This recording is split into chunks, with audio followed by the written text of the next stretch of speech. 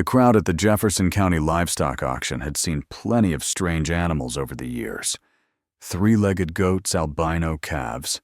Even that ostrich someone brought in as a joke last spring.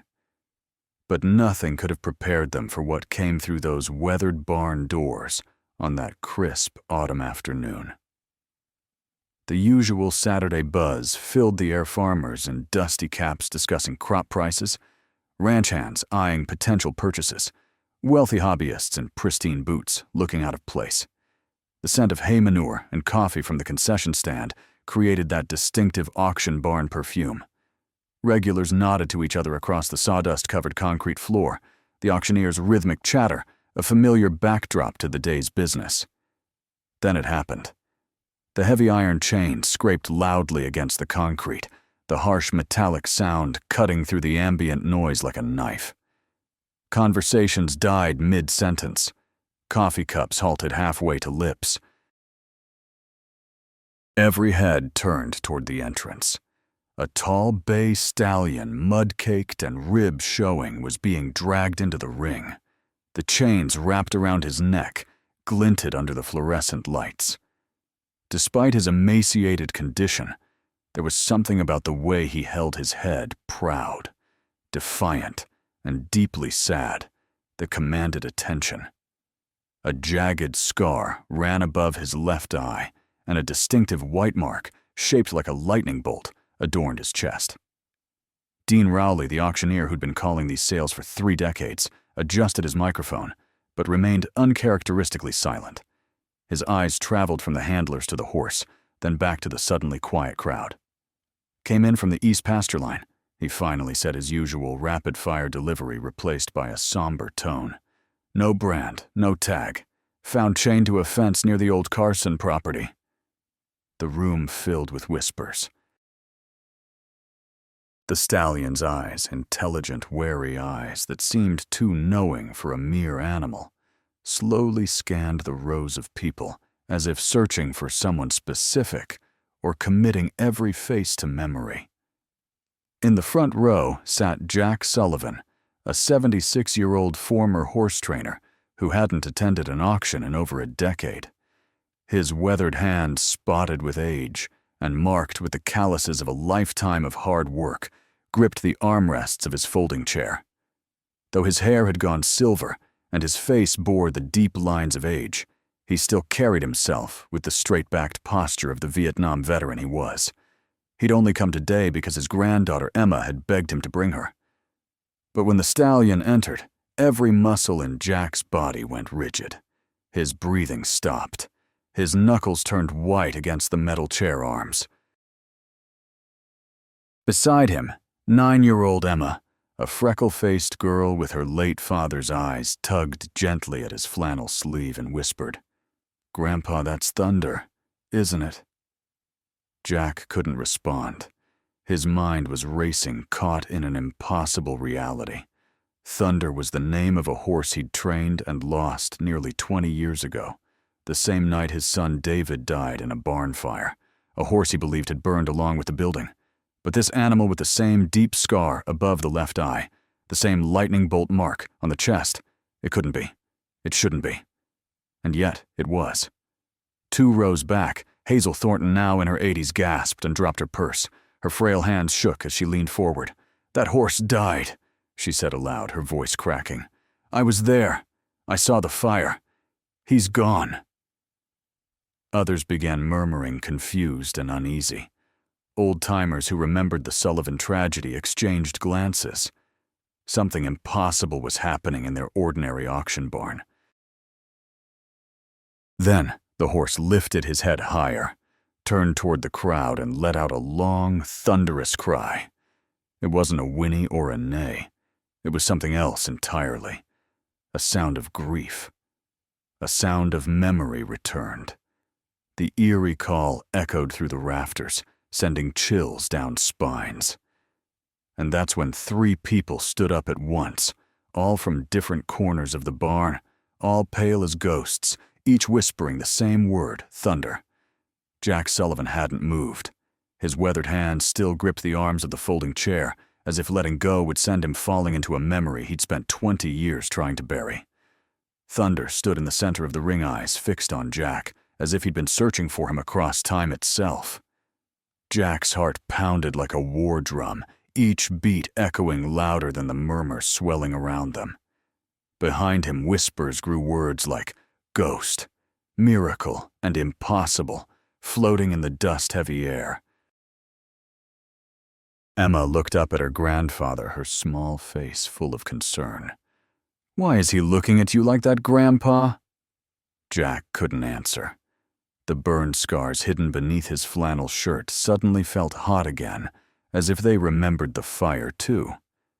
That night had haunted him for 2 decades, not just because of the loss, but because of the guilt.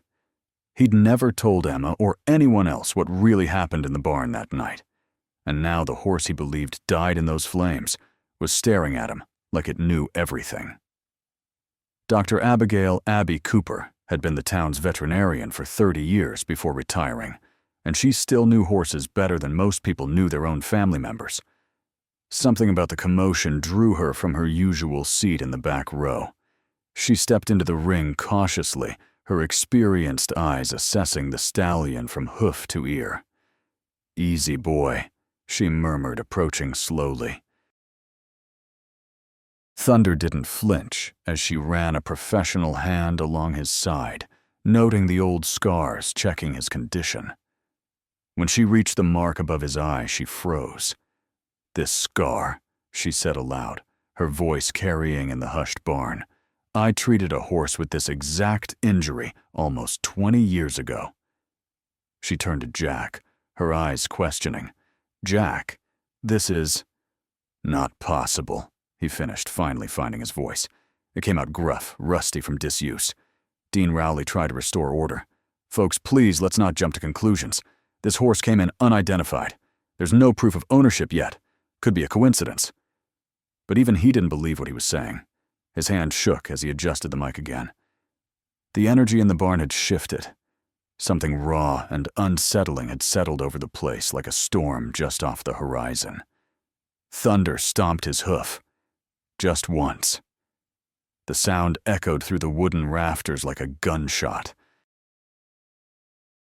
He turned his head slowly toward the far corner of the barn, toward the shadows, where a tall man in a leather coat had just slipped through the side entrance. No one noticed him at first, but Jack did. Something about the man's stance, the way he watched Thunder, it wasn't curiosity. It was recognition. And something else. Something that triggered the same instinct that had kept Jack alive in the jungles of Vietnam half a century ago. Jack's right hand twitched, slightly muscle memory reaching for a service weapon that hadn't been there in decades. He'd spent enough time reading potential threats to recognize one when he saw it. The man wasn't just a stranger passing through. His boots were too clean for a farmer, his jacket too new. He had the look of someone who had come for something specific and already knew exactly where to find it. The man didn't move. He just watched. Watched Thunder like he owned him. Or worse, like he'd been looking for him. "Don't, Grandpa," Emma whispered again, tugging at his sleeve. "Who is that man?" Her voice, small but clear, cut through Jack's trance. "I don't know," he muttered, though the words tasted like a lie on his tongue. There was something about the man's posture, the shape of his shoulders, the way he stood with one boot slightly turned out. It stirred a memory Jack had worked hard to forget. Dean had resumed the auction, trying to steer things back to normal, but the crowd wasn't buying it. Everyone's attention was split between Thunder and the silent stranger.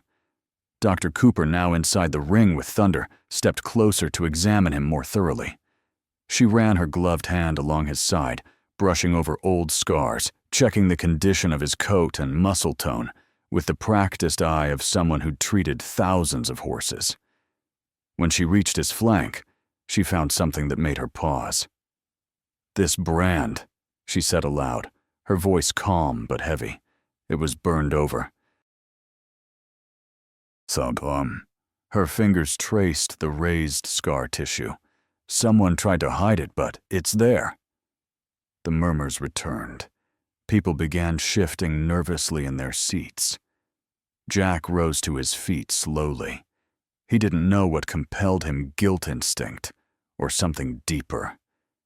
He stepped forward past Emma, past the auction bench, right up to the edge of the ring.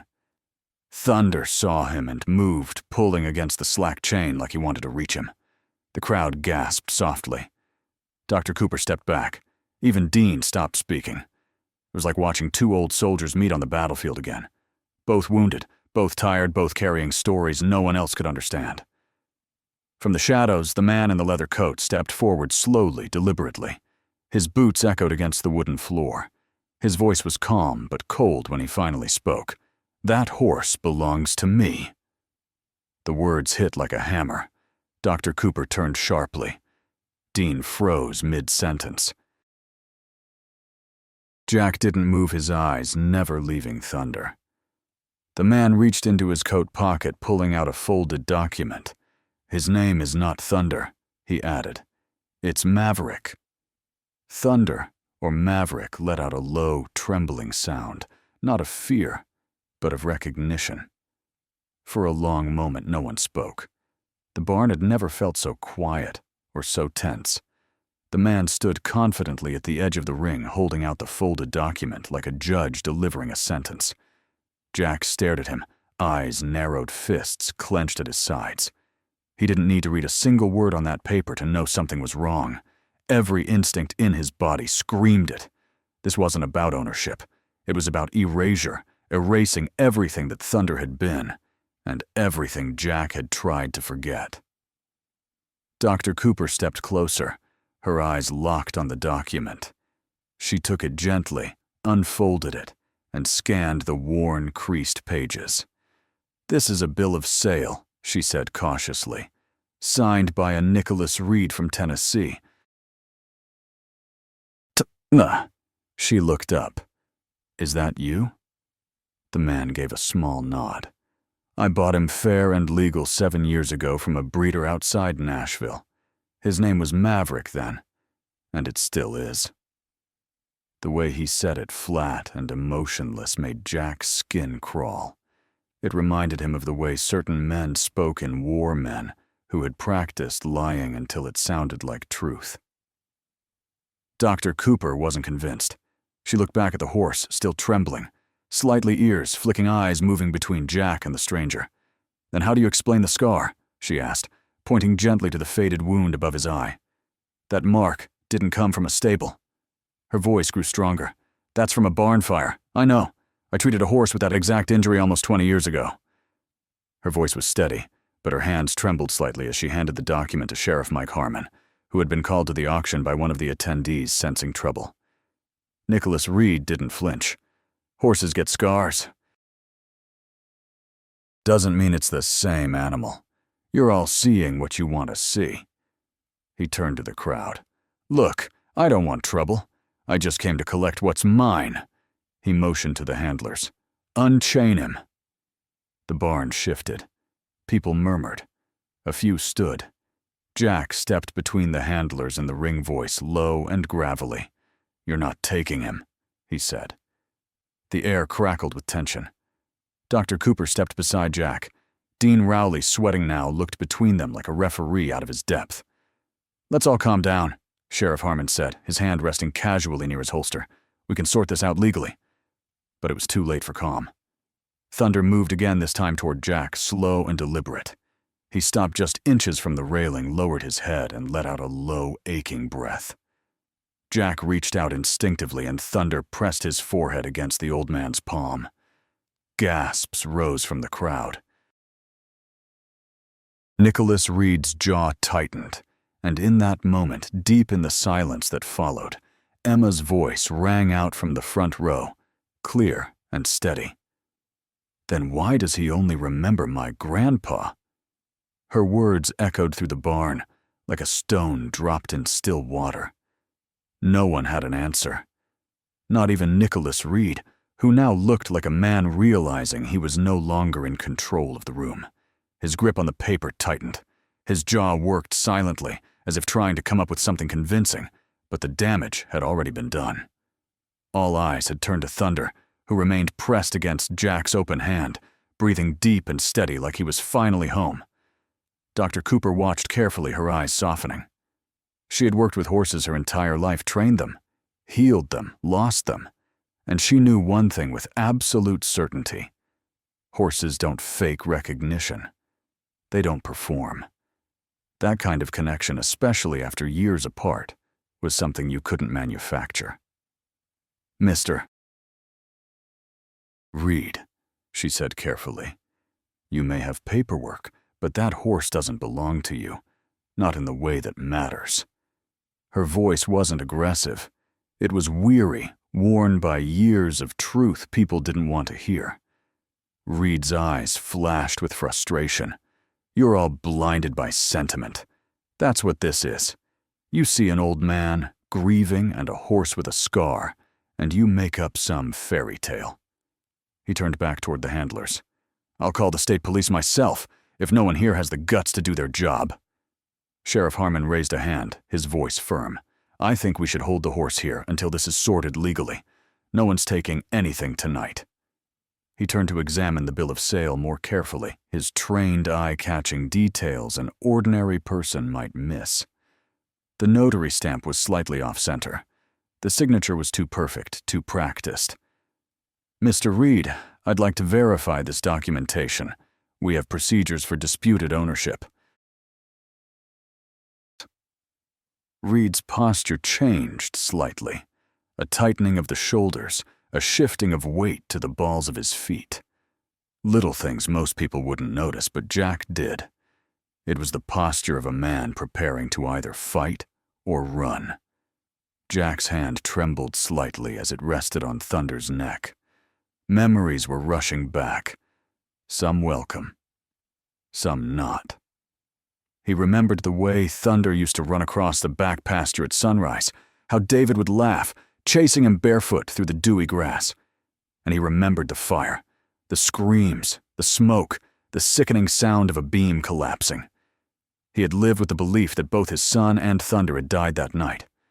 But now, with this horse standing beside him, something deeper stirred in his chest, something like guilt and hope tangled together. Suddenly, a quiet voice came from behind the crowd. Hazel Thornton, leaning heavily on a cane, pushed her way forward.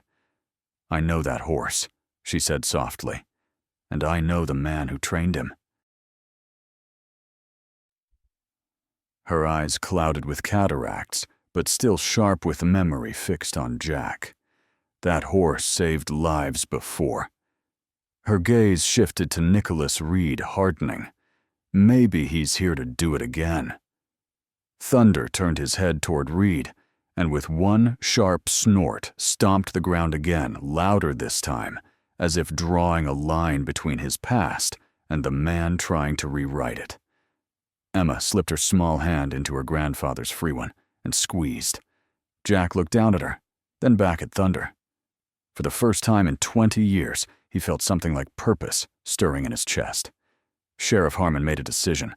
"The horse stays here for now under county care until we sort this out." He turned to Reed. "I'll need to verify this documentation with Tennessee authorities. Where are you staying in town?" Reed mentioned the Pinewood Motel on the edge of town, his voice tight with barely controlled anger. "This is theft," he added. "No, sir," Sheriff Harmon replied evenly. "This is due process. You'll get your day in court if it comes to that." He gestured to one of his deputies who had arrived. "Deputy Collins will escort you out, and I suggest you stay available." As Reed was led away, his eyes locked with Jack's for one brief moment. In that instant, Jack saw something that chilled him to the bone, not just anger or frustration, but recognition. This wasn't a random dispute. This man knew exactly who Jack was, and there was history there buried, but not forgotten. After Reed left, the crowd began to disperse, the regular auction business forgotten in the wake of the drama. Dr. Cooper arranged for Thunder to be moved to a secure stall behind the auction house with a deputy posted nearby. "Jack," she said quietly as they walked Thunder to his temporary quarters, "that horse remembers you. I've never seen anything like it." Her voice dropped lower, And that scar, it's the same one I treated after your barn burned. I'd stake my reputation on it." Jack knotted his throat tight with emotion he couldn't express. "I know," he finally managed. Emma walked alongside them, her eyes never leaving Thunder. How could he come back after so long? Grandpa, where's he been all this time? Jack had no answers, only questions that had slept for 20 years and were now wide awake and demanding attention. Later that evening, as the auction barn emptied and the sun began to set, casting long shadows across the parking lot, Jack found himself unable to leave. He stood outside Thunder's stall, watching the horse that should have been dead. "I thought you were gone," he whispered, his voice rough with emotion, "just like David." Thunder nickered softly, pushing his nose against the stall door, eyes fixed on Jack with an intelligence that seemed almost human. "You want to know something, old boy?" Jack continued glancing around to make sure no one could hear him talking to a horse. "Not a day goes by that I don't think about that night. About what I could have done differently." The horse stamped once, as if in disagreement. "There was nothing you could have done, Grandpa." Emma's voice startled him. She'd wandered back after getting hot chocolate from the concession stand. "Dad always said you were his hero." Jack looked down at his granddaughter, surprised. "He said that?" Emma nodded. "Mom told me, before she didn't finish. She didn't need to. Jack's daughter-in-law, Emma's mother, had passed 3 years ago, leaving Emma in his care. Another loss in a life that seemed defined by them. Your dad was the real hero," Jack said softly. "And this horse," he looked back at Thunder, "it was special to your dad. They were inseparable." Thunder nickered again, softer this time, almost like he was agreeing. Dr. Cooper approached, carrying a medical bag. "I'm going to check him over more thoroughly," she explained. "Make sure he's healthy after whatever journey brought him here." She paused, looking at Jack carefully. "You should go home, get some rest. This has been quite a shock." Jack nodded but made no move to leave.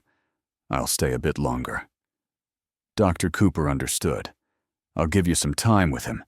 Come on, Emma. You can help me get my equipment ready."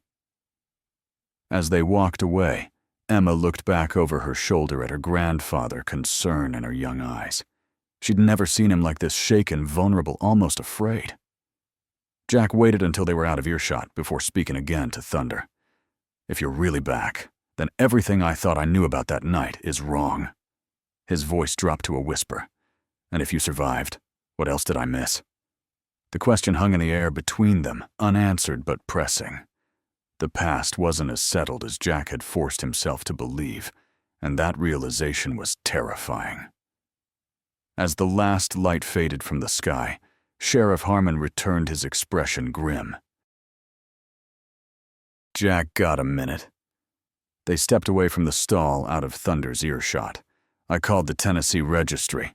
There's no record of this horse being sold to anyone named Nicholas Reed 7 years ago." He lowered his voice. "And the notary stamp on that bill of sale belongs to someone who died 8 years ago." Jack's expression hardened. "So he's lying." "Appears that way. But here's the thing. Why go to all this trouble for a horse, even a valuable one?" The sheriff studied Jack's face carefully. "Unless there's more to it." Jack looked back at Thunder, who was watching them intently, ears forward as if trying to listen. "Mike, that horse was in my barn the night it burned down. The night my son died. I identified David's body myself, but I never saw Thunder's remains. The fire marshal said an animal carcass was recovered, but you never verified it was Thunder," the sheriff finished for him. "I couldn't. I was—" Jack struggled to find the words. "I was just trying to survive losing my son." Sheriff Harmon nodded, understanding. "So if this is Thunder, and he survived that fire somehow, then everything I've believed for 20 years might be wrong." Jack finished, the weight of that possibility settling on him like a physical burden. The sheriff placed a hand on Jack's shoulder. "Get some rest. I'll have a deputy stay with the horse overnight. Tomorrow we'll start figuring this out. As Jack turned to collect Emma, he saw the young girl had returned to Thunder's stall and was talking softly to him, one small hand reaching through the bars to stroke his nose. The horse was being remarkably gentle with her, nothing like the agitated animal that had been dragged into the auction ring hours earlier. "He likes me," Emma said as Jack approached. "I think he knows I'm Dad's daughter." Jack felt a lump in his throat. "I think maybe he does." On the drive home, Emma fell asleep in the passenger seat of Jack's old pickup, the events of the day finally catching up with her young energy.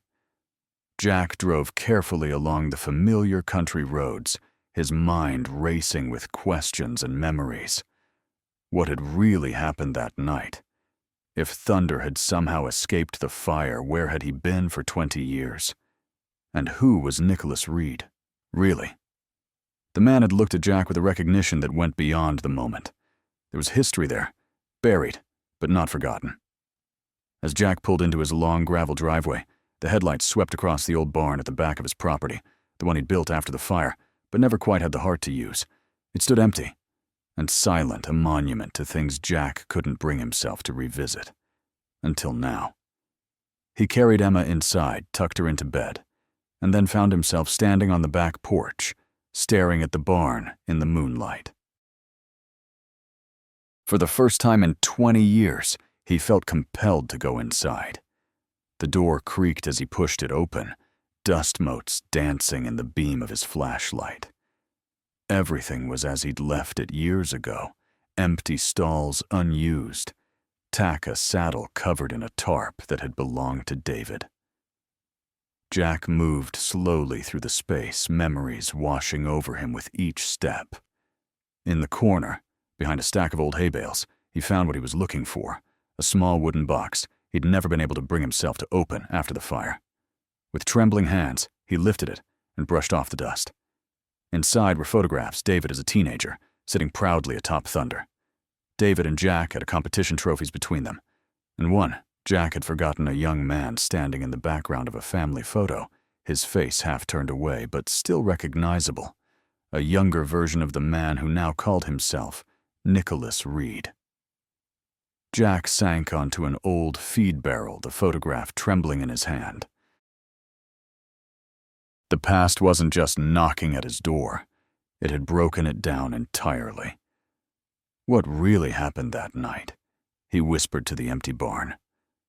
For the first time in 20 years, he allowed himself to say the words aloud. That fire wasn't an accident. The admission hung in the silent air, a truth finally acknowledged. And somewhere across town, a horse that should have been dead, paced in his stall, a living testament to a past that refused to stay buried. Sometimes, the strongest bonds in life aren't recorded on paper. They're written in memory and blood, in the silent understanding between a man and the animals he's trained. As Jack closed the box and made his way back to the house, he knew one thing with absolute certainty: he would not let Thunder go again. Not without discovering the truth, no matter how painful it might be. The reckoning was coming, 20 years overdue. And this time, Jack Sullivan would be ready. Jack Sullivan didn't sleep that night. He sat on the porch long after Emma had gone to bed, long after the last stars had faded into the gray of early morning. Thunder, or Maverick if the papers were to be believed, was being held in a secure pen behind the auction barn under temporary custody, pending the sheriff's investigation. But Jack already knew in his bones and his breath that was his horse, the one he'd trained, the one he'd raised, the one he thought had burned to death with his son. The memories were like embers, quiet until you stirred them. Jack could still smell the smoke, hear the frantic neighing, feel the suffocating heat of that night. The fire had started just after midnight. He remembered hearing something outside, the sharp crack of wood, the distant flash of orange in the black sky. By the time he got there, the barn was almost gone. His son David had been inside, and so had Thunder. Only one body had ever been recovered. Jack had buried that night deep, pretending it didn't leave questions behind. But now the questions were staring him in the face. The most terrifying one wasn't whether Thunder was truly his horse. He knew the answer to that already. The real question was what Thunder's survival meant about everything else Jack had accepted about that night. He pulled the photograph from his pocket, the one he'd found in the barn hours earlier. The young man in the background, half turned away from the camera, was unmistakably a younger version of the man now calling himself Nicholas Reed. But Jack knew him by a different name, Nathan Reed, the quiet, troubled young man who had worked for Jack back when David was alive, the one who disappeared right after the fire. "You were there that night," Jack whispered to the photograph, his voice harsh in the pre-dawn stillness. "You knew exactly who that horse was yesterday." As the first rays of sunlight touched the horizon, Jack made a decision. He wouldn't just wait for Sheriff Harmon to solve this mystery. He would face it head-on, the way he'd faced everything in his life, from the jungles of Vietnam to raising his granddaughter alone after losing his son and daughter-in-law. He went inside, brewed a pot of coffee strong enough to strip paint, and began making calls to old friends who might remember Nathan Reed. Back at the auction barn, Dr. Abigail Cooper hadn't gone home either. She stood by Thunder's pen, arms folded, watching him in the early light. He didn't sleep much. He paced, then stood still like he was waiting for something. Or someone. "You remember him, don't you?" she whispered. Thunder's ears flicked. His tail swayed gently. The scar above his eye caught the first rays of sunlight. It was old, older than 7 years. That much was certain. Abby reached into her coat pocket and pulled out an old Polaroid one taken just weeks before the fire. Thunder, young and strong, with David Sullivan standing proudly beside him. There was no mistaking it. The same eyes, the same markings, the same distinctive white lightning bolt on his chest. She'd kept the photo all these years a reminder of a tragedy that had shaken the entire community. David Sullivan had been one of her favorite people, a kind, talented young man who had a way with even the most difficult horses. His death had left a hole in the town's heart. And Jack, well, Jack had never been the same. "Dr. Cooper." She turned to find Emma standing there, a small backpack slung over one shoulder. "Emma, what are you doing here so early, honey?" "Grandpa's making phone calls. He told me I could come see Thunder if I promised to stay with you." She approached the pen cautiously. "Is he feeling better today?" Abby smiled. "A bit, I think. I gave him some medicine for the inflammation around that old scar, and he ate well last night." Emma reached a small hand toward the bars. Thunder approached slowly, nostrils flaring as he took in her scent. "He's trying to figure out who you are," Abby explained. "I'm David's daughter," Emma said softly to the horse, as if that explained everything. And perhaps in some strange way it did. Thunder gently pressed his nose against her palm. "He remembers," Emma whispered awe in her voice. Abby wasn't sure if horses could remember people they'd never met, but there was something undeniable in the gentleness with which Thunder treated the child, almost as if he recognized something of David in her.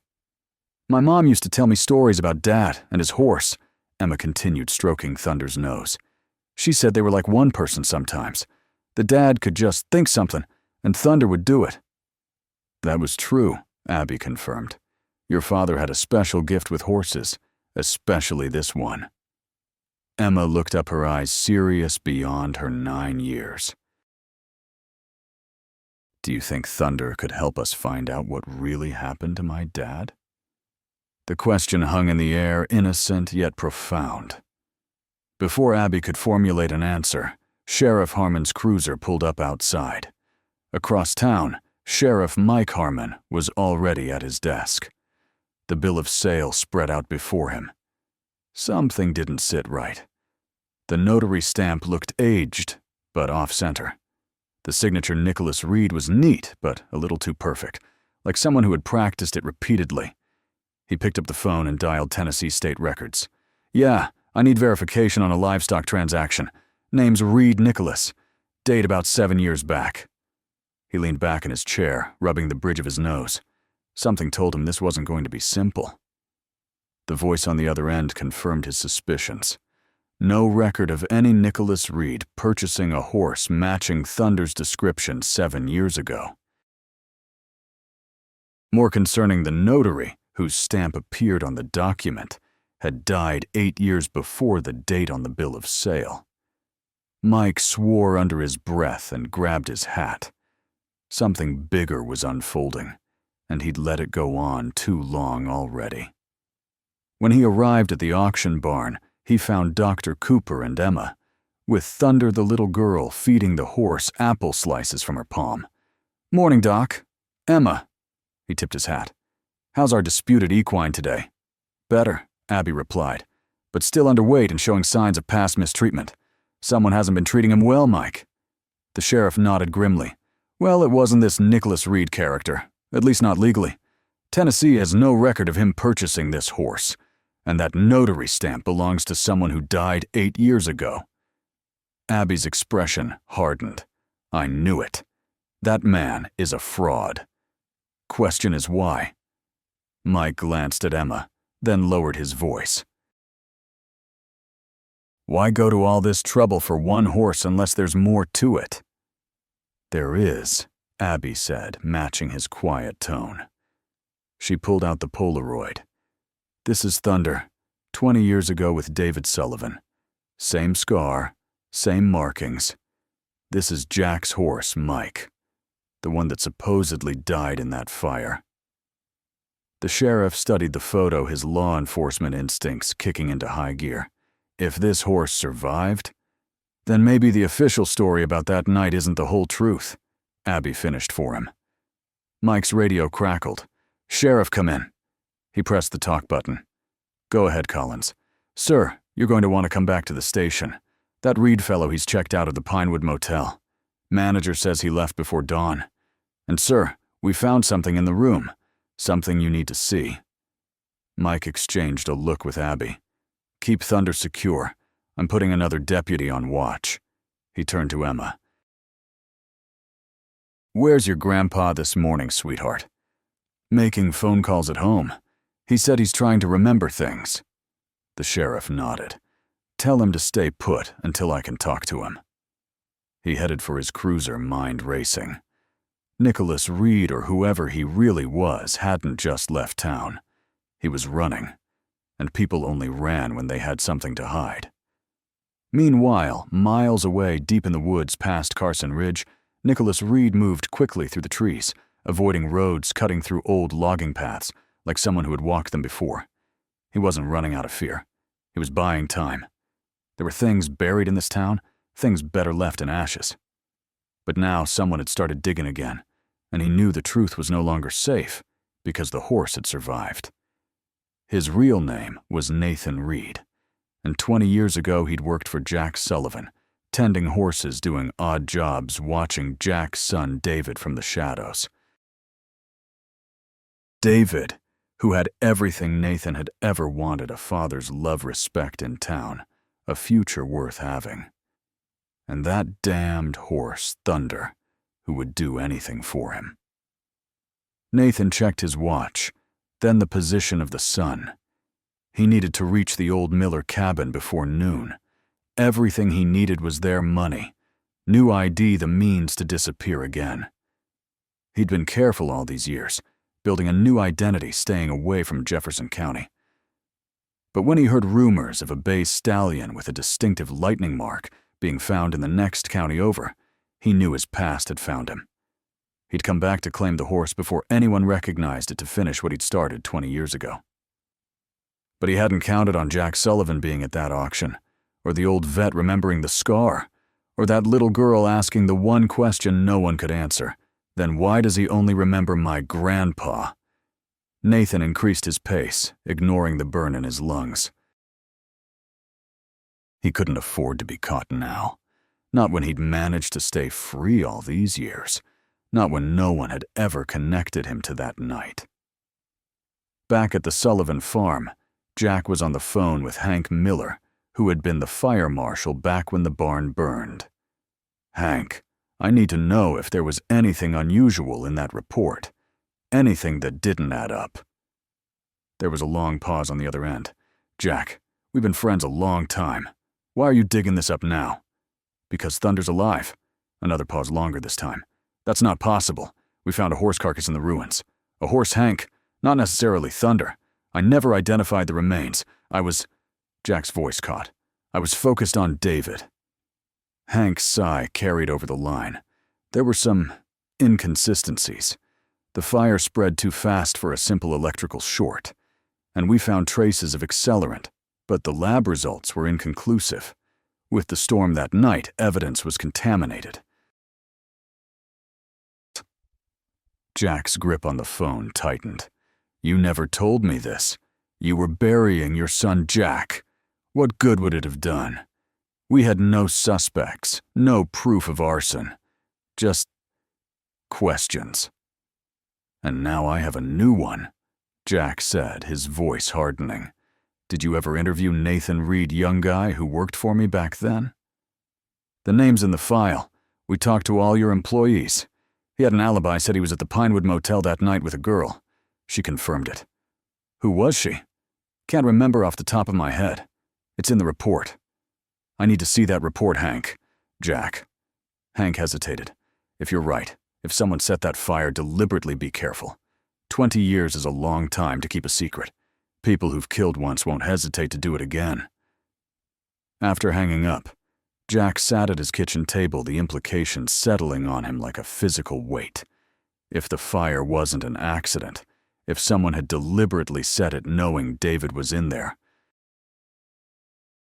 The front door opened and Emma called out, "Grandpa, Sheriff Harmon wants to talk to you. He says it's important." Jack rose to meet them, noticing immediately the grim expression on Mike's face. "What happened?" "Reed's gone. Checked out of the motel before dawn. But he left something behind." Mike reached into his pocket and pulled out a small plastic evidence bag. Inside was a torn photograph. Jack recognized it immediately, David, with Thunder the same photo Abby had shown him earlier. On the back, scribbled in shaky handwriting, "It wasn't supposed to happen like that." Jack's blood ran cold. "He knew," he whispered. "He was there that night." Mike nodded gravely. "There's more. The motel manager recognized him, but not as Nicholas Reed. He knows him as Nathan Reed. Says he used to rent a room monthly about 20 years back. Always the same room, always paid in cash." The pieces were starting to fit together in Jack's mind, forming a picture he had been blind to for 2 decades. "Nathan worked for me," he said quietly. Quiet kid kept to himself. He was interested in David. Used to watch him train. Thunder asked a lot of questions. I thought he was just eager to learn. Jack's voice hardened. He disappeared right after the fire. I never connected the dots. "Well, I'm connecting them now," Mike said grimly. "And I don't like the picture they're making. I've got deputies searching the area, but if he knows these woods, he could be anywhere." "I know where he's going," Emma said suddenly. Both men turned to her in surprise. "Thunder told me." Jack knelt down to his granddaughter's level. "What do you mean, sweetheart?" "When I was feeding him apples this morning, he kept looking toward the hills. Dr. Cooper said horses sometimes remember routes they've taken before. She said Thunder might be trying to tell us something." Mike and Jack exchanged glances over Emma's head. "Carson Ridge," Jack said slowly. "The old Miller cabin. It's the only shelter in that direction, and Nathan would know it from when he worked for me. We used it for overnight trail rides." "It's worth checking," Mike agreed. "I'll take a couple deputies' approach from the road." "I'm coming with you," Jack stated, his tone leaving no room for argument. Mike studied his old friend for a long moment. "Jack, this isn't a good idea. If Reed is who we think he is, if he did what we're starting to suspect, he's dangerous." "I've faced worse in Nam," Jack said grimly, "and I've waited 20 years for answers. I'm coming." Mike knew better than to argue with that tone. "Fine. But you stay back when we get there. and Emma stays with Dr. Cooper. As they prepared to leave, Emma tugged at Jack's sleeve. "Grandpa, are you going to bring Thunder home?" Jack looked down at his granddaughter, seeing so much of David in her eyes. "Yes," he promised. It's time he came home.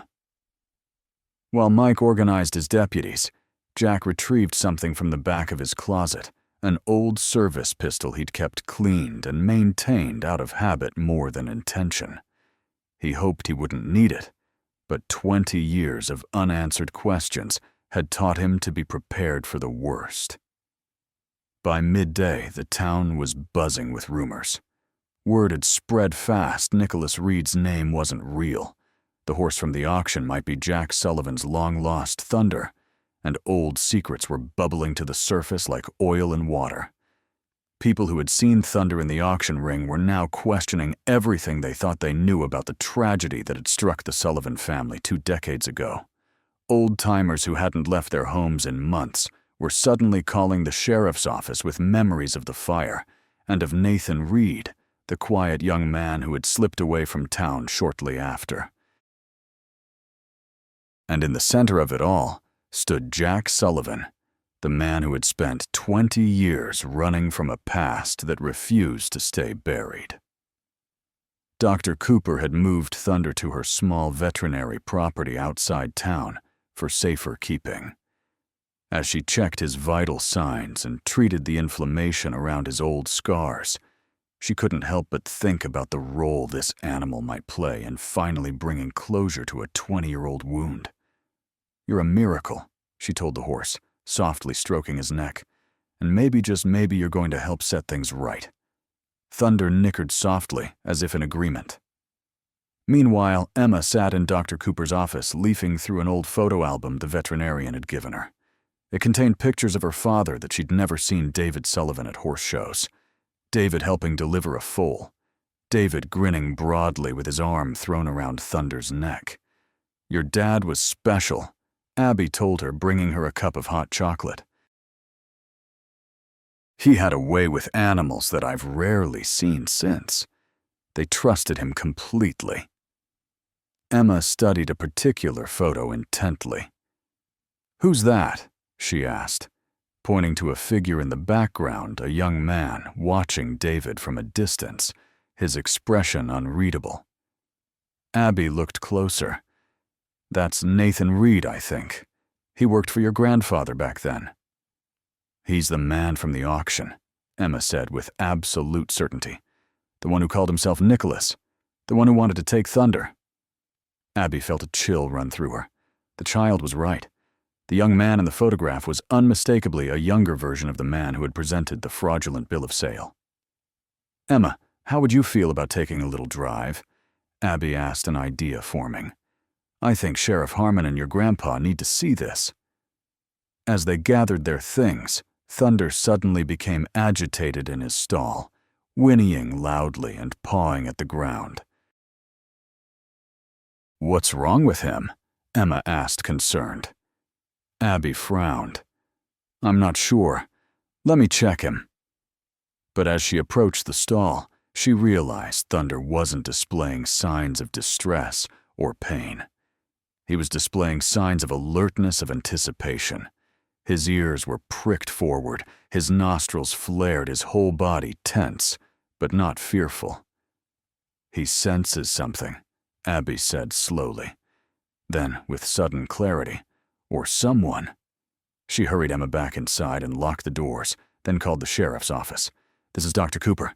I need a deputy at my clinic immediately. I think Nathan Reed might be here." While they waited, Thunder's agitation grew. He paced his stall, occasionally stopping to stare intently toward the tree line that bordered Abby's property. Emma watched him through the window, transfixed.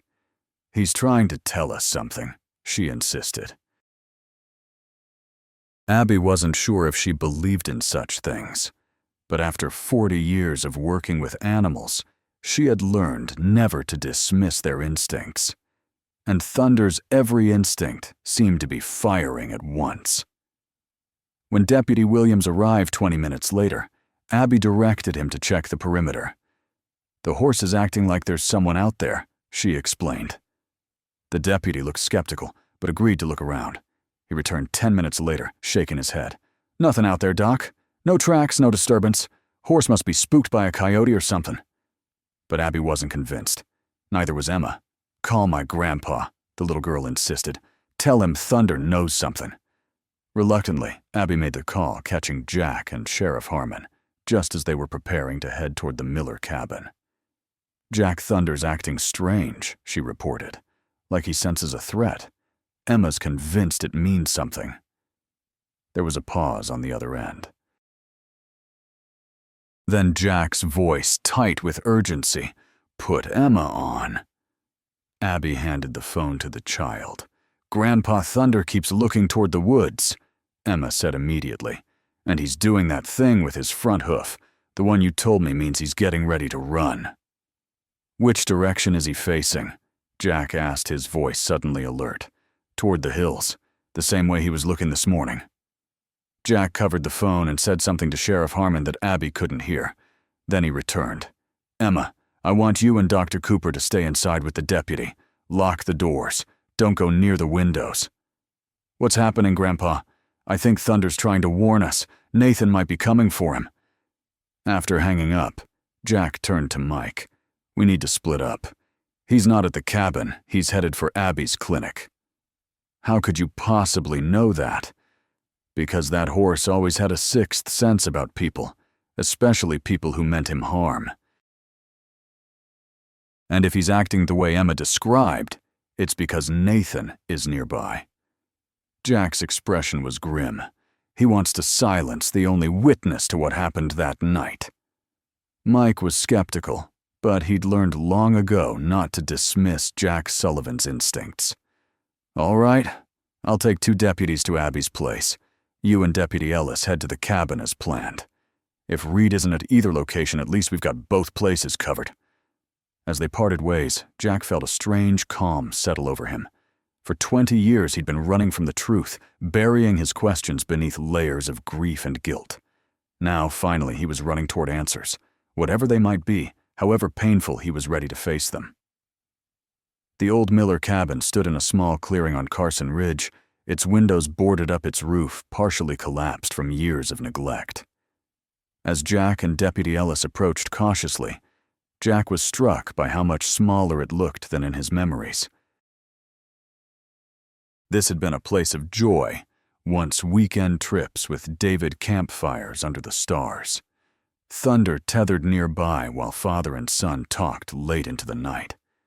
Now it stood as a silent witness to the passage of time, to dreams unfulfilled and paths not taken. "Stay behind me, Mr. Sullivan," Deputy Ellis whispered, drawing his service weapon. Jack nodded, though his hand instinctively moved to the pistol concealed beneath his jacket. Some habits never died, especially those formed in combat. They approached the cabin from different angles, Ellis taking the front, while Jack circled around back. The door hung partially off its hinges, swinging slightly in the autumn breeze. Inside, dust motes danced in the shafts of light that penetrated the boarded windows. The cabin appeared empty at first glance, but Jack's trained eye caught the signs of recent habitation, a cleared space on the floor where someone had slept, an empty food wrapper, a canteen half full of water. "Someone's been here," he called to Ellis. "Recently." The deputy entered, scanning the small space professionally, but they're gone now. He picked up the wrapper. Still soft. Couldn't have left more than a couple hours ago. Jack's attention was drawn to something carved into the wooden wall beside the fireplace. Stepping closer, he felt his breath catch. There, etched deeply into the wood, were 2 sets of initials, DS plus TS. David Sullivan plus Thunder Sullivan. Below it, carved with a different hand, more jagged and angry NR. "He was here," Jack said quietly, "and he wanted us to know it." As they continued searching the cabin, Jack found something tucked between 2 floorboards, a small leather-bound notebook, its pages yellowed with age. He flipped it open to find a journal written in a tight, cramped hand that he recognized immediately. It was David's. With trembling fingers, Jack turned to the last entry dated the day before the fire. "Thunder spooked today when Nathan came into the barn. Never seen him react like that to anyone. Dad says I'm imagining things, but I'm starting to wonder if there's something off about the guy. The way he watches me when he thinks I'm not looking. Found him in Thunder's stall last night after everyone had gone home. Said he was just checking on him, but Thunder was agitated. Maybe I should talk to Dad tomorrow. But tomorrow never came for David Sullivan. Jack closed the journal, his heart pounding. This was evidence not just of Nathan's presence at the barn the night before the fire, but of David's growing suspicion of him. Deputy Jack called, his voice strained. "We need to get this to Sheriff Harmon. Now." As they hurried back to the patrol car, Jack's phone rang. It was Mike. "Jack, get to Abby's clinic. Now. Reed's been spotted on the property." Jack's blood ran cold. Emma is safe inside with Abby and Deputy Williams, but Thunder's in the barn, and that's where Reed is headed. Jack didn't waste time responding. He simply told Ellis to drive faster. Back at the clinic, Nathan Reed moved silently through the shadows of the barn, his eyes fixed on the stall where Thunder stood. The horse was alert, ears forward, watching his approach with wary recognition. "Hello, old friend," Nathan said softly, a cold smile playing at his lips. "Been a long time." Thunder snorted, backing away as far as the stall would allow. Nathan reached into his jacket, pulling out a syringe filled with clear liquid. "You should have died that night," he continued conversationally. "Would have saved us both a lot of trouble." He approached the stall door slowly. "But we can fix that now." What Nathan didn't see was Emma, who had slipped away from Dr. Cooper when the adults were distracted. She crouched in the hayloft above, watching with wide, frightened eyes as the man who had claimed to own Thunder prepared to hurt him. Without thinking, she grabbed a pitchfork leaning against the wall and pushed it over the edge. It clattered loudly to the floor, startling both Nathan and Thunder. The horse reared up, whinnying in alarm. Nathan spun around, searching for the source of the noise. "Who's there?" Emma shrank back into the shadows, heart pounding. She hadn't planned beyond creating a distraction. Outside, Sheriff Harmon heard the commotion and signaled to his deputies. They moved in quickly, surrounding the barn. "Nathan Reed," Mike called through a bullhorn. "This is Sheriff Harmon. We have the building surrounded. Come out with your hands up." Inside, Nathan's expression contorted with rage. His plans were falling apart. Again. He glanced between the stall door and the main entrance, calculating his options. Above, Emma watched in terror as he seemed to make a decision. He pocketed the syringe and instead pulled out something else, a small container that he quickly opened and began sprinkling around Thunder's stall. The sharp smell of gasoline filled the air. "No," Emma whispered, horrified understanding dawning. He was going to burn the barn, just like before. Nathan produced a lighter from his pocket, his intentions clear. "If I can't have what I want," he muttered, "neither can Jack Sullivan. Not again." In that moment, Emma made a decision. She scrambled down the ladder from the hayloft, her small body moving faster than her mind could process the danger. "Stop!" she shouted, placing herself between Nathan and Thunder's stall. "You can't hurt him!" Nathan froze, the lighter in his hand, his expression shifting from rage to confusion. "Who the hell are you?" "I'm Emma Sullivan," she said, her voice trembling but determined. "David was my dad." Something flashed in Nathan's eyes. Recognition. Perhaps even a flicker of remorse. But it was quickly replaced by cold calculation. "Move aside, kid. This isn't about you." "It's about my dad," she insisted. "You were there the night he died. Thunder knows it. That's why he remembers you." Nathan's jaw tightened. That horse doesn't know anything. He's just an animal. "Then why are you trying to kill him?" Emma challenged her 9-year-old logic, cutting through his pretense. Before Nathan could respond, the barn doors burst open. Sheriff Harmon and his deputies rushed in, weapons drawn. "Freeze! Put the lighter down, Reed." At the same moment, Jack and Deputy Ellis arrived at the back entrance. Jack's eyes took in the scene in an instant. Nathan, with a lighter the smell of gasoline, and Emma standing defiantly between the man and Thunder's stall. "Emma!" he shouted. "Get away from him!" Nathan's hand tightened around the lighter. For a second, the entire barn seemed frozen in time. Nathan poised to drop the lighter police with weapons trained, Emma refusing to move, and Jack witnessing a nightmare repeat itself 2 decades later. Then Thunder let out a sound unlike anything any of them had ever heard, a piercing whinny that seemed to contain all the grief and rage of that long-ago night. He reared up and slammed his hooves against the stall door with such force that the wood splintered. The sudden noise and movement startled Nathan. The lighter slipped from his hand, falling toward the gasoline-soaked hay. Time seemed to slow to a crawl. Jack launched himself forward, diving toward his granddaughter. Sheriff Harmon and his deputies surged toward Nathan, and the lighter tumbled through the air, its flame flickering.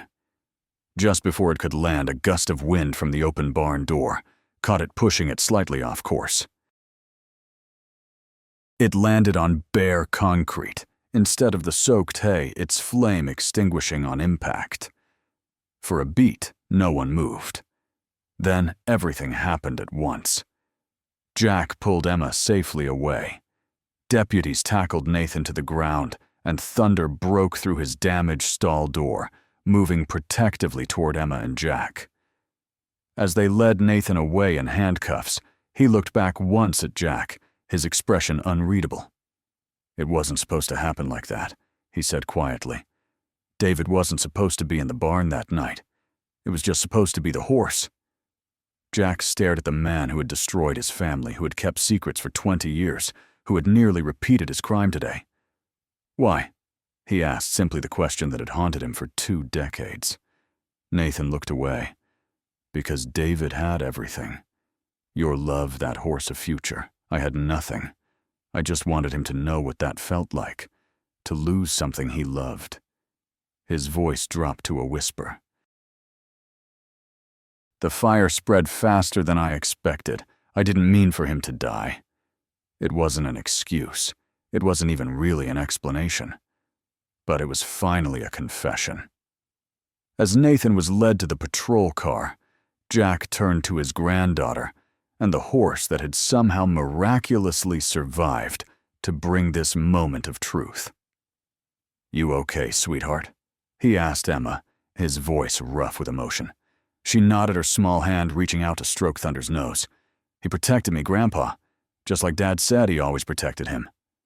Jack looked at Thunder, seeing not just a horse, but a connection to his son, a living memory that had carried truth through 20 years of silence. "Let's take him home," Jack said softly. "It's long past time." As they prepared to leave, Dr. Cooper approached with Thunder's medical records. "His microchip ID," she explained, handing the papers to Jack. "The original from 20 years ago. It matches the scan from yesterday." Her eyes were bright with unshed tears. "It's really him, Jack. He's come home." By sunset, word had spread throughout the town. Nathan Reed had been arrested for arson, attempted arson, and in connection with the death of David Sullivan 20 years ago. Thunder, confirmed to be Jack's long-lost horse, through microchip identification, was returning to the Sullivan farm, and a 20-year-old wound was finally beginning to heal. Jack led Thunder up the long driveway to his farm, Emma walking beside them. The old barn at the back of the property, empty for so many years, would soon have a resident again. Thunder seemed to recognize the place, his pace quickening as they approached. As they reached the barn, Jack hesitated at the door. He hadn't used this building in years, had barely been able to look at it without remembering the other barn, the one that had burned with his son inside. Emma slipped her hand into his.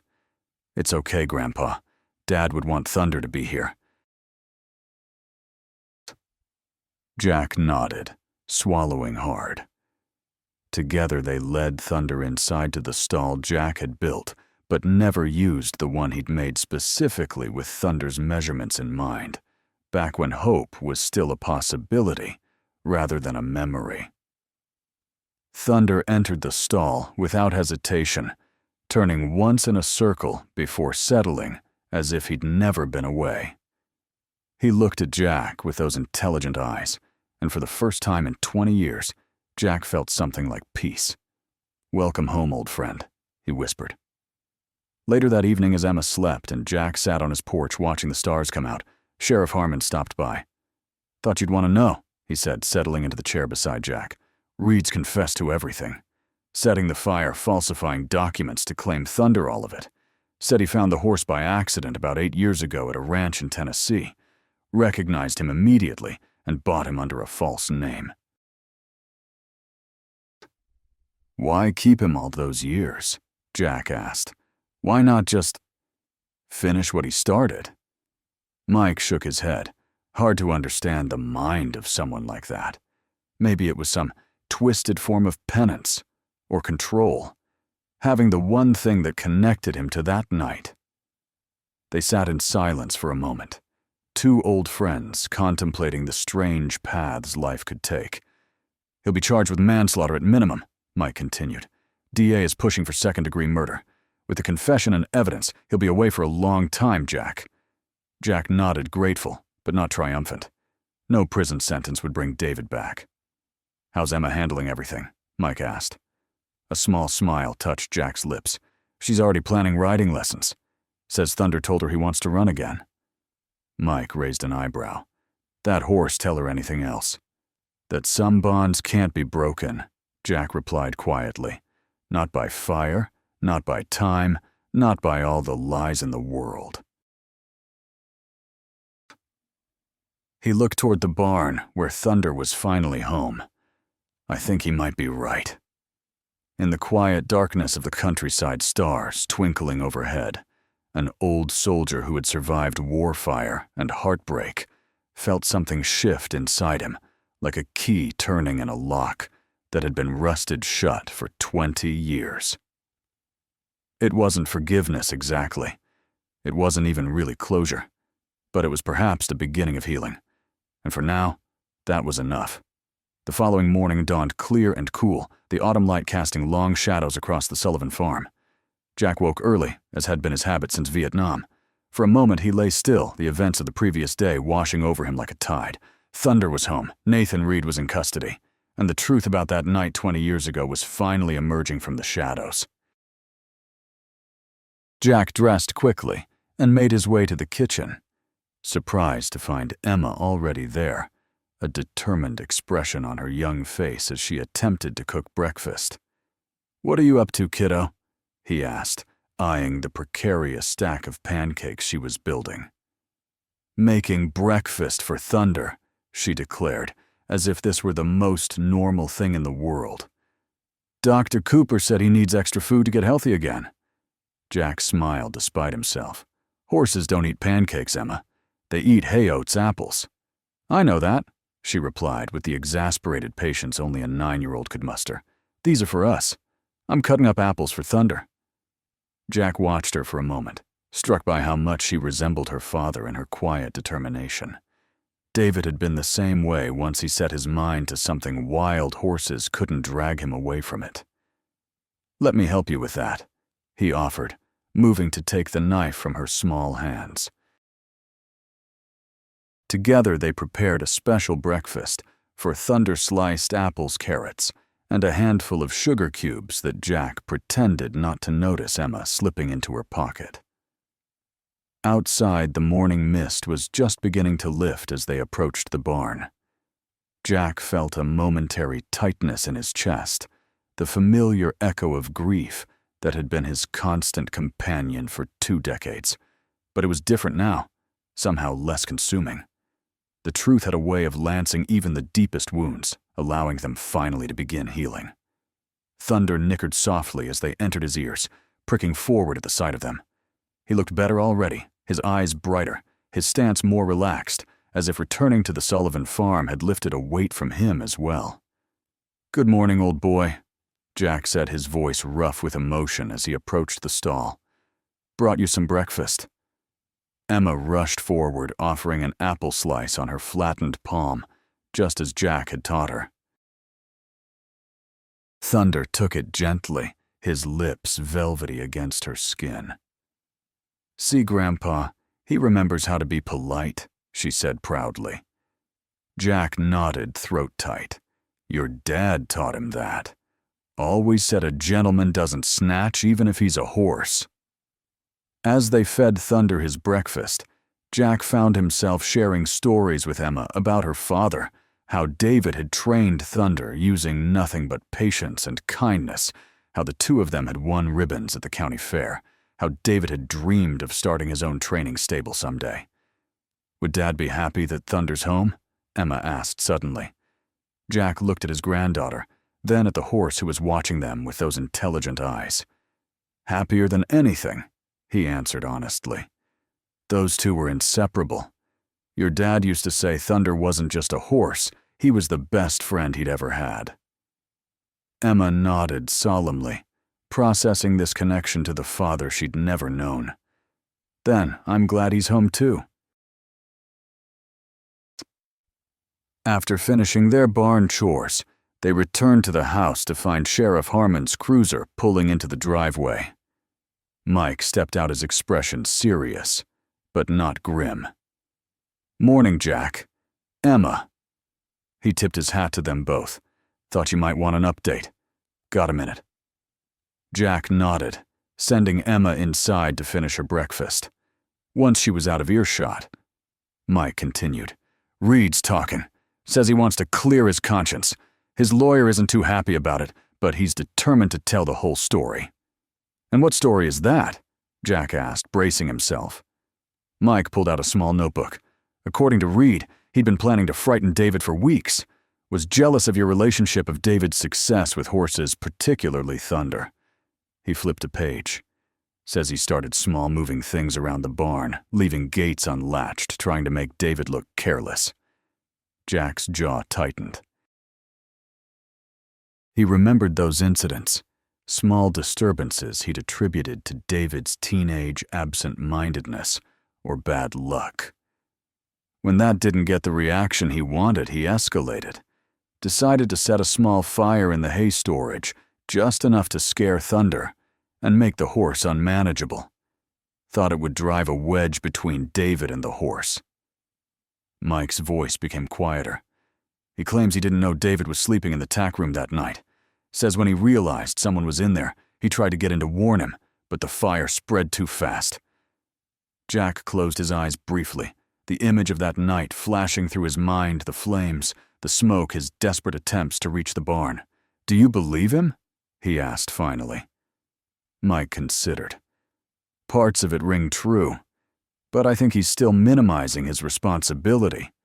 The fire investigator who's reviewing the old case thinks the accelerant was placed in multiple locations, not just the hay storage." That speaks to more than just wanting to scare the horse. Jack nodded grimly. "And after, what about finding Thunder all these years later?" "That part checks out. Reed moved to Tennessee after the fire changed his name slightly from Nathan to Nicholas. Says he was working at a ranch 7 years ago when a trailer came in with new horses including Thunder. Recognized the markings immediately." Mike shook his head. Instead of seeing it as a sign to come clean, he bought the horse and kept him hidden, moving around, whenever he thought someone might make the connection. Why come back now, after all this time? Someone at a livestock auction in the next county recognized Thunder's distinctive markings, started asking questions. Reed panicked, thought if he brought Thunder here and established ownership with fake papers, he could sell him quickly and disappear again. Mike's expression hardened. What he didn't count on was you being at that auction or doctor. Cooper remembering the scar, or Thunder remembering you. Jack looked toward the barn where Thunder was now peacefully eating his hay. That horse always was smarter than most people gave him credit for. Mike put away his notebook. There's something else, Jack. We found David's old journal in Reed's motel room. He took it from the barn that night before setting the fire. Seems David had started to suspect something was off about Reed. Wrote about how Thunder would get agitated whenever Reed came near. Horses are good judges of character, Jack said quietly. Better than people sometimes. Well, Reed will be facing the judge himself soon enough. Grand jury's being convened next week. With his confession and the new evidence, DA's confident about the case. As Mike prepared to leave, he hesitated, then added, "One more thing. Reed mentioned something about Thunder trying to save David that night. Said when the fire started, the horse broke out of his stall and was trying to get to the tack room. That's how he escaped. He wasn't running away from the fire, he was trying to get to David." The words hit Jack like a physical blow. All these years he'd imagined Thunder panicking, bolting from the flames. The idea that he had been trying to save David instead. It changed something fundamental in Jack's understanding of that night. After Mike left, Jack returned to the barn, needing to see Thunder again with this new knowledge in mind. The horse was standing quietly in his stall, but perked up as Jack approached. "You tried to save him, didn't you?" Jack whispered, stroking Thunder's neck. "You were always looking out for him." Thunder pressed his forehead against Jack's shoulder, a gesture so familiar it made Jack's chest ache with memory. Later that morning, Dr. Cooper arrived to check on Thunder. As she examined him, she shared her own theories about his 20-year journey. Based on the hoof growth patterns and old injury sites, I'd say he's been through at least 4 or 5 different owners before Reed found him, she explained, running practiced hands down Thunder's legs. He's got marks consistent with roping work in his early years, after the fire. Then some joint strain typical of trail riding horses. But how did he survive the fire? How did he end up states away? Jack asked. Abby shook her head. We may never know the complete story, but horses are incredibly resilient, and Thunder was always special. The important thing is, he's home now. She straightened up, smiling at what she saw. And he's already improving. His eyes are brighter, coat's got more shine. Being here is good medicine for him. As she packed up her medical bag, Abby added, You know, in all my years as a vet, I've seen some remarkable animal stories, but this one, she gestured to Thunder. This one's something else. Some might call it coincidence or luck, but you don't, Jack finished for her. No, she agreed quietly. Some connections run too deep for simple explanation. After Abby left, Emma emerged from the house with her backpack. Grandpa, can I show Thunder something? Jack nodded, curious. Emma carefully removed a weathered book from her bag, a photo album he recognized as one his daughter-in-law had put together before her death. Mom made this for me, Emma explained, opening it to show Thunder the photographs inside. So I would know, Dad. Jack watched his heart full as his granddaughter sat on an overturned bucket beside Thunder's stall, showing the horse page after page of photographs featuring David Sullivan as a baby, as a boy, as a teenager with his arms thrown around a younger Thunder's neck. That's my dad, she told the horse seriously. He was your best friend. Mom said he loved you more than anything. Thunder lowered his head, seeming to study the photographs with genuine interest. His ears flicked forward, his eyes alert and engaged as Emma continued her impromptu history lesson.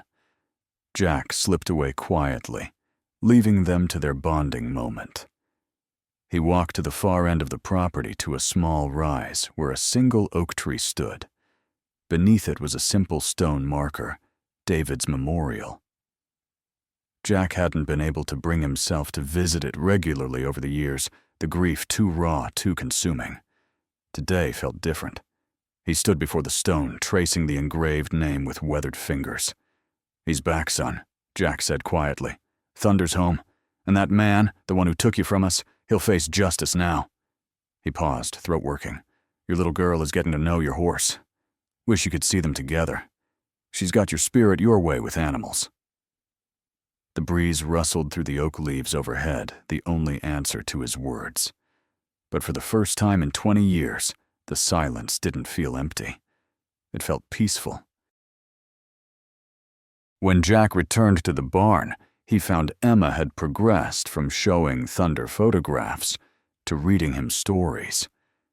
The horse stood attentively at his stall door, head lowered to her level as she read from her favorite book about a girl and her horse who have grand adventures together. "I think he likes this story," she told Jack without looking up. "His ears go forward when it gets exciting." Jack smiled. "Smart horse. Always did appreciate a good story." That afternoon, visitors began arriving at the Sullivan farm. Neighbors, old friends, people who remembered David and Thunder from before. They came bearing gifts, fresh hay, homemade horse treats, even a new halter embroidered with Thunder's name. Each had their own memory to share their own piece of the story, to add to the growing tapestry of Thunder's return. Hazel Thornton, now 84, and leaning heavily on her cane, insisted on seeing Thunder for herself. "My Harold sold that colt to you," she reminded Jack, her eyes bright with memory despite her frail appearance. "Said he was the finest horse he'd ever bred, but too spirited for an old man like him. Needed a young hand like your David." Jack helped her to a chair, positioned near Thunder's stall. The elderly woman reached out a trembling hand, which Thunder gently nuzzled. "You remember me, don't you?" she whispered. "I used to bring you apples when you were just a gangly colt." She looked up at Jack, tears gathering in her faded eyes. Miracles do happen, Jack Sullivan, even after all these years. As word spread through the county, local news reporters arrived eager to cover the remarkable story of a horse returned from the dead and a 20-year-old mystery finally solved. Jack was reluctant at first, his private nature balking at the attention, but Emma convinced him. "Thunder's story should be told, Grandpa," she insisted. "So people know that good things can happen even after sad ones." Out of the mouths of babes, Jack thought relenting. The Jefferson County Gazette ran a front-page story the next day. "Thunder returns. Horse presumed dead in fatal fire comes home after 20 years." The article detailed Thunder's miraculous reappearance, Nathan Reed's arrest, and the long-awaited answers about David Sullivan's death. What the article couldn't capture, though, was the profound effect Thunder's return was having on Jack. For 2 decades, he had lived in suspended animation, going through the motions of life without fully participating in it. He'd raised Emma with deep love, but always through a veil of grief that separated him from true joy. Now, as he watched Emma leading Thunder around the paddock, showing him where the best grass grew, and chattering away about her school day, Jack felt something he'd almost forgotten hope. Not just the momentary lift of good news, but the deep, abiding hope that comes with healing, with moving forward, rather than merely existing. 3 days after Thunder's return, Sheriff Harmon arrived with more news. DA's adding fraud charges to Reed's case, he reported. Turns out he's been using multiple aliases over the years, running small scams in different counties. Thunder's just the latest in a pattern. Jack shook his head, still unable to fully comprehend the twisted path that had led them all here. "Has he said anything more about that night?" Mike nodded grimly. "His story's evolving as we press him. Now admits he knew David sometimes slept in the tack room, especially when a horse needed overnight monitoring. Claims he forgot that night, but our arson investigator doesn't buy it. The accelerant patterns suggest he was trying to cut off escape routes." Jack absorbed this, a cold anger settling in his bones. He meant for David to die. "Looking that way," Mike confirmed quietly. "I'm sorry, Jack." After the sheriff left, Jack found himself back at Thunder's stall, seeking comfort in the horse's steady presence. Thunder seemed to sense his distress, gently butting his head against Jack's shoulder in a gesture of solidarity. "You knew all along, didn't you?" Jack murmured, stroking the white lightning mark on Thunder's chest. "You knew what kind of man he was." Thunder nickered softly in response, his intelligent eyes fixed on Jack's face. The sound of a vehicle coming up the driveway drew Jack's attention. He stepped outside to find Dr. Cooper's truck pulling in, but it wasn't just Abby inside. Beside her sat a distinguished-looking older gentleman Jack vaguely recognized. "Jack," Abby called as she stepped out. "Hope you don't mind the surprise visit. This is Dr. James Whitfield from the State University Veterinary School. He specializes in equine behavior and trauma." I told him about Thunder, and he was fascinated. Dr. Whitfield approached with a respectful nod. "Mr. Sullivan, it's an honor. Dr. Cooper has told me about your horse's remarkable journey. With your permission, I'd like to meet him." Jack hesitated, protective of Thunder, after all he'd been through. He's still settling in. "I understand, completely," Whitfield assured him. "I won't disturb him. I'm merely interested in observing how he's readjusting after such an extraordinary experience. Horses that survive trauma often develop unique behavioral patterns. Thunder's case could help us understand how to better treat other traumatized animals." Put that way, Jack couldn't refuse. He led them to the barn where Thunder was enjoying a fresh flake of hay. The horse looked up as they entered, immediately alert to the stranger's presence. Dr. Whitfield stayed back, observing quietly as Thunder assessed him. "Remarkable awareness," he murmured. "Most horses wouldn't maintain such focused attention." "Thunder's always been sharp," Abby explained, "even before the fire." "May I?" Whitfield asked, gesturing toward the stall. Jack nodded, watching carefully as the veterinarian approached Thunder, slowly speaking in low, gentle tones. Thunder remained alert, but not alarmed, allowing Whitfield to eventually stroke his neck. "His response to human interaction is exceptional, especially considering what he's been through," Whitfield commented. "No sign of the fear response I'd expect from an animal with his history." "That's just Thunder," Jack said simply. "He's always had a way of rising above circumstances." Dr. Whitfield spent over an hour observing Thunder, taking notes, and occasionally asking Jack questions about the horse's behavior before the fire. As they concluded, the veterinarian turned to Jack with genuine amazement in his eyes. "Mr.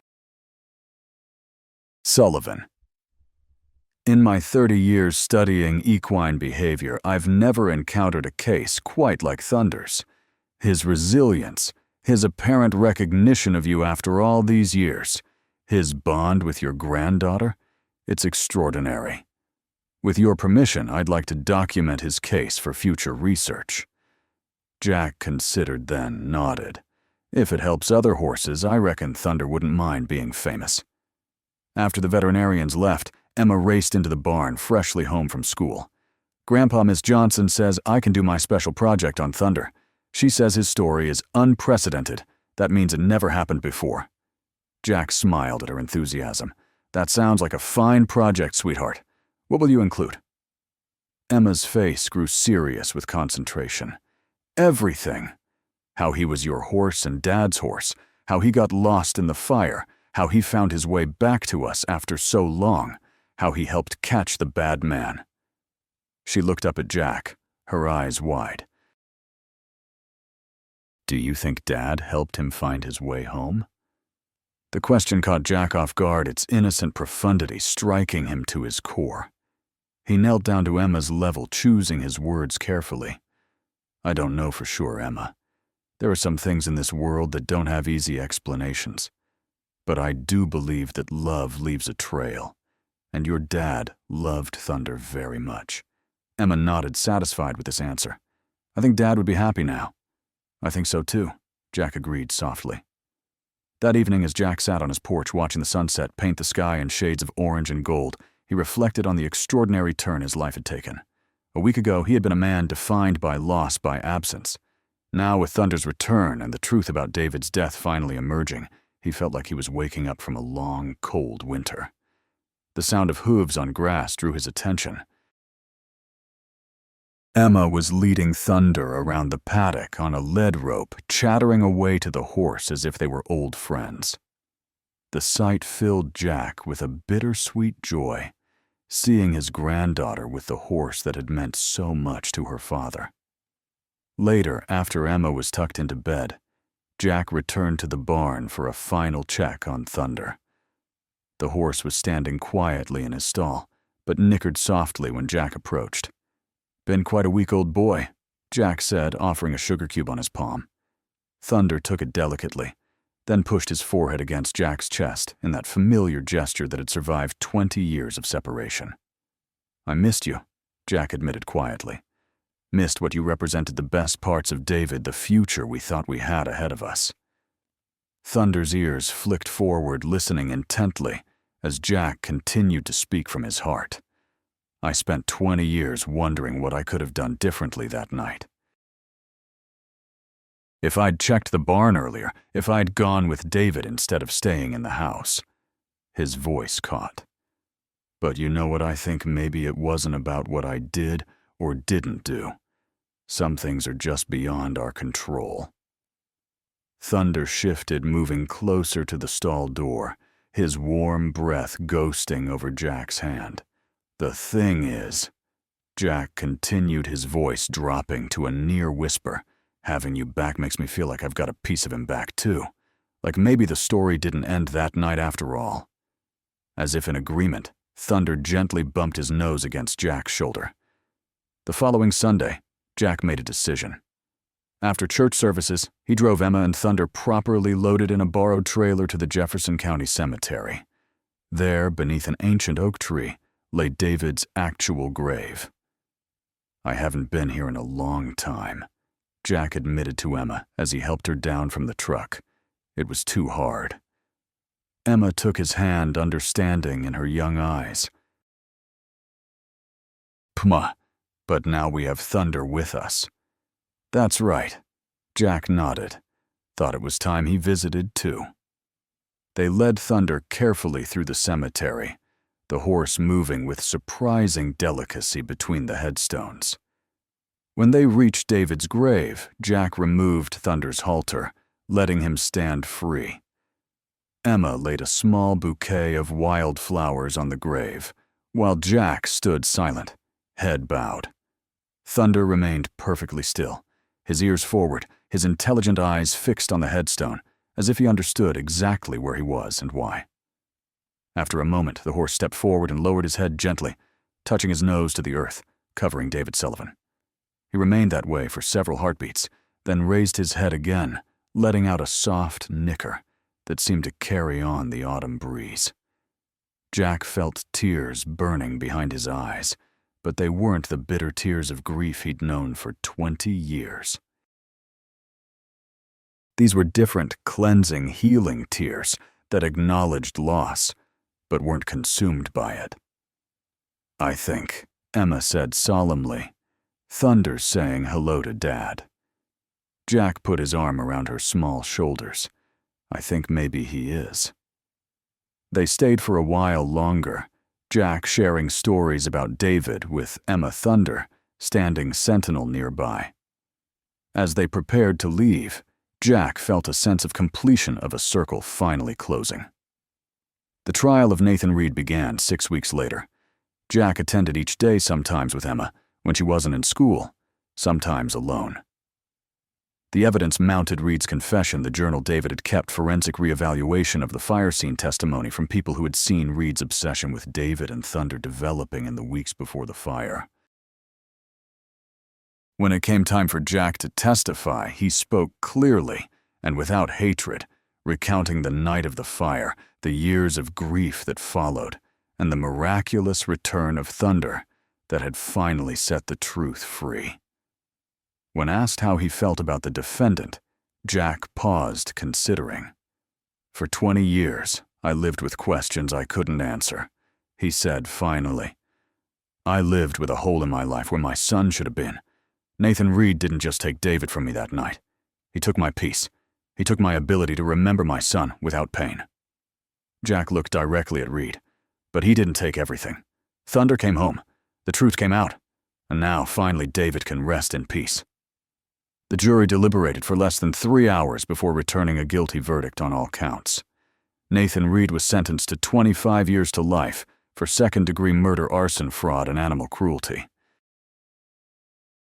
As Jack left the courthouse that final day, reporters surrounded him shouting questions. He declined to comment, wanting only to get home to Emma and Thunder. But as he reached his truck, a young female reporter stepped forward. "Mr. Sullivan, one question, please.